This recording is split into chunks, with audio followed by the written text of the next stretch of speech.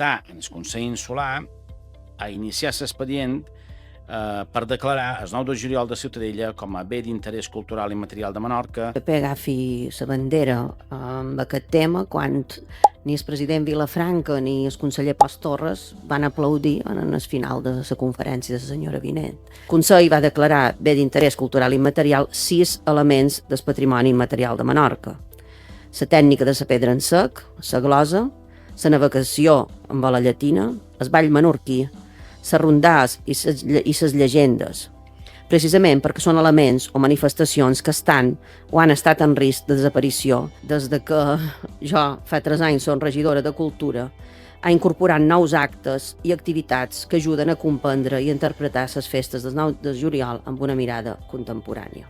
El 9 de juliol, ara mateix, és una festa viva que no està en perill i que només hi ha 6 coses declarades BICIM i vostè, a la seva proposta, xerra de bé d'interès cultural.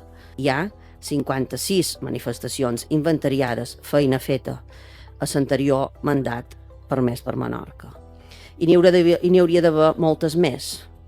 Si no fagués que fa aquests 3 anys, com he dit, que el Consell, qui és el responsable legal de fer aquest inventari, ho té del tot paralitzat.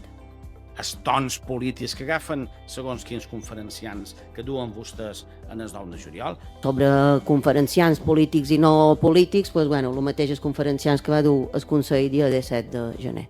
Soy antiimpuestos, absolutamente.